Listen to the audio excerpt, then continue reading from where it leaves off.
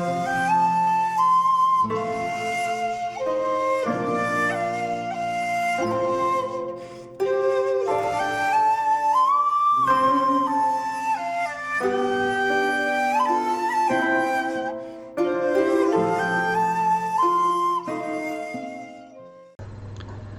there, this is Solitary Ronin from Solitary Ronin Films, and welcome to part 3 of my Dardenne Brothers series.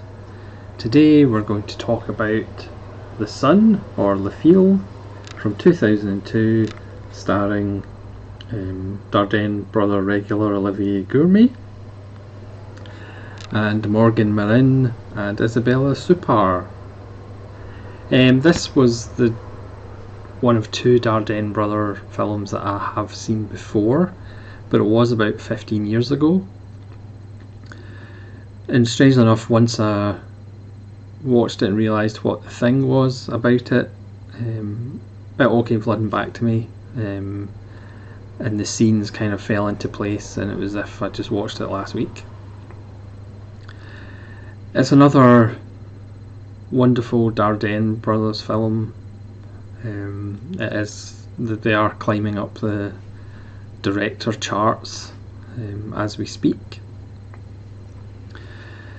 So if you're familiar with the Dardennes, you know what you're going to be getting. This is a film with no music. Their style is almost an anti-style. Again, if you love films with perfect cinematography and wonderfully composed shots, then the Dardennes aren't for you. This is another film about moral dilemmas and choices that we make. And again, because they don't explain things until things unfold and are explained to us naturally. Their characters don't talk a lot, so we just have to figure things out with their actions. And sometimes we can see, or we can imagine what they're thinking. You know, they don't use the tropes of flashbacks or voiceovers or characters talking to themselves, explaining what they're thinking. We have to figure it out ourselves. And that's why their films, to me, are so engaging, because we're shown these characters. Again, the camera is usually sitting on their shoulder. It's funny, on this artificial eye DVD, part of the Dardenne artificial eye DVD box set, the thumbnails for the chapter selects are pretty much all from the back shoulder of somebody's head, because that's pretty much the way they shoot. So as filmmakers, they take a step back. You know, they're not flashy and showy, but because they shoot so intimately, we are immediately hooked into the story. We're hooked into these characters. Olivier Gourmet plays the character of Olivier. Rosetta and Igor and The Promise. We're hooked into these characters because we want to know, why are you doing these things? What's this about? What are your motivations? Whereas if it was all to be explained to us in exposition in the first 10 minutes of the film, it just wouldn't be as engaging. So the story of The Sun, or Le Fil, Olivier Gourmet stars as much as you can star in a Dardenne film.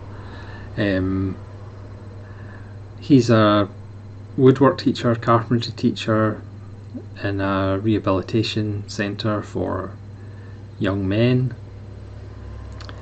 and there is a new student that comes that he seems to be absolutely obsessed with. He scurries around, looks round corners, tries to catch a glimpse of him, tries to figure out his name. Again, the way the Dardennes shoot, there'll be like pillars out of focus, people will be looking through windows like out of focus, so you do get this feeling of he is scurrying around trying to find out who this young man is, who's probably about 16 or so, 16, 17. But again, because we're not told, we build conclusions in our own head, we get hooked into the character, so we're like, why is he doing this? What's he all about? He gets a visit from his ex-wife to tell him that she's remarrying and she's also pregnant. And again, he doesn't emote a lot. He's basically just looking feverishly around corners. He follows this kid into town. He spies on him, and again, we're kind of, why is he doing this? What's all this about? So like I said, you're immediately engaged, you're fascinated by why is he doing this. Unfortunately, there is a huge spoiler that I am going to have to spoil. I mean, it's not a spoiler regarding the end of the film, it's just a spoiler in regards to why he is acting the way he is acting. So if you haven't seen the film and you don't want to know why he acts so obsessively and why he's scurrying around and why he's spying on this kid, go away and watch the film. It's another fantastic Dardenne film. As far as I'm concerned, that's 3 so far in this series, and 3 are absolutely excellent. If you don't plan to watch it and you don't mind having his motivation or the reason spoiled, then I'll carry on, and obviously if you've seen the film you won't mind me giving away the plot device, because again, I'm not going to spoil the ending of the film, but it's hard to talk about it without mentioning what I'm going to mention. So the reason that he's acting so strangely, it's not because he's a paedophile and he's fallen in love with this blonde boy or anything. It's because the boy killed his son. That's why the film is called The Son. So the boy is not his estranged son with his ex-wife. It's the guy or the young man who killed his son. So you can pretty much figure that's maybe why his ex-wife and him aren't together. Again, we don't get a huge exposition, we don't get flashbacks that some other filmmakers might do. So obviously he's agreeing to teach this guy at carpentry school.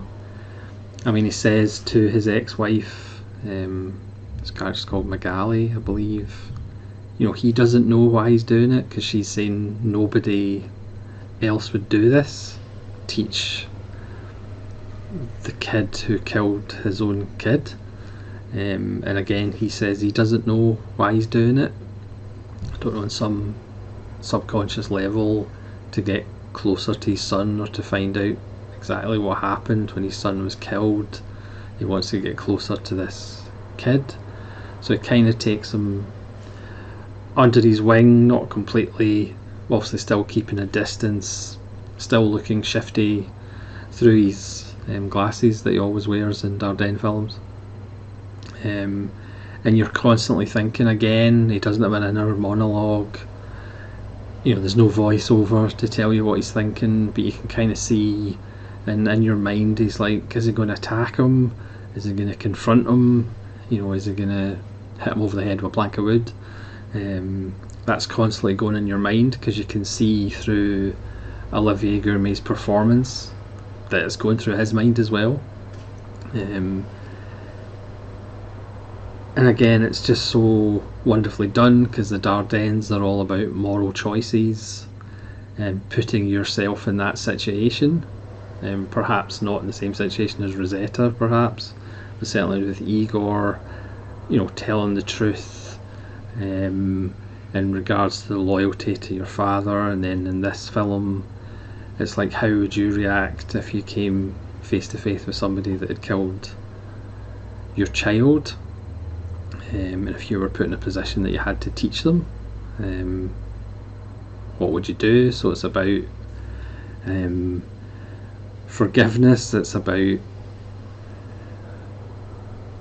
I mean, this guy killed his son when he was 11. He got 5 years in prison. He said it was done during the theft of a car radio, and the son happened to be in the back of the car, and he attacked him, so he just strangled him until he stopped attacking him. There's a tremendous scene where the two of them are on their way to Olivier's brother's wood mill to pick up some planks of wood for the school, and he kind of gives them a Q&A about what happened and why he was in prison, because earlier when they go for a food stop they play table football. The Francois, the teenage boy, asked Olivier to be his guardian, which obviously shocks him a little bit as well, because here's the killer of your son asking you to be his guardian. So he kind of coaxes information out of him. There's a wonderful moment where Francois is falling asleep, and you can see Olivier thinking, it's a country road. The Dardennes make a point of showing you the rope in the back of the car, a sack of tarpaulin in the back of the car, and you can see it going through Olivier's mind, but he just jerks the car over and gives Francois a little bit of a thud on the side of the head, claiming there was a rabbit in the road. So you're always like thinking, not necessarily of what you would do in that situation, but obviously what's going through Olivier's mind. And again, he coaxes this information out of him by saying, if you want me to be your guardian, you're going to have to, tell me exactly what happened, and then it builds to the climax of the film at the wood mill, which I won't spoil what happens. You kind of have to spoil the reason for his strangeness, and why he is acting so strangely in regards to Francois, but I'm not going to spoil the ending. It's another wonderful Dardenne film. Again, like I said, they're 3 for 3 in climbing. The director chart or table, again, it's just that style, which is a lack of style. You could argue, they don't change it up, all their films are kind of the same, the way they're shot, but for me, I really do like it, because in my head, certainly these 3 films all happen in the same Dardenne universe. People talk about the Marvel universe. I think the Dardenne universe, where it's the one Belgian town and all these characters just and all their stories are interlinked, well, not interlinked, but just cross over, and this is all happening in one Belgian town all at the same time. Again, they don't spoon feed us. They give you information when it comes up, not in flashbacks, not in exposition, not in voiceover. You live with these main characters, certainly Igor and Rosetta and Olivier. You live with these characters in the beginning of the film, and then so you're hooked in with them. You want to know their motivations, and then we actually find out what that motivation is. Because why would he take this kid under his wing? How would you react? And again, that just engages the audience, whereas sometimes films will give you all this information up front, will tell you everything about the characters are constantly telling you about themselves, and then it's just kind of sit back and passively watch this film and you're not that engaged. Whereas the Dardennes, well, at least for me, My opinion is not fact. You can't help but be engaged just because the way they shoot it, just the way they give you very little information. The characters give you very little information until they need to. So please let me know in the comments below if you have seen The Sun or The Feel and what you think of it, and hopefully you'll join me again for part 4 of my Dardenne Brothers season. So thank you very much for watching. This is Solitary Ronin from Solitary Ronin Films, saying farewell.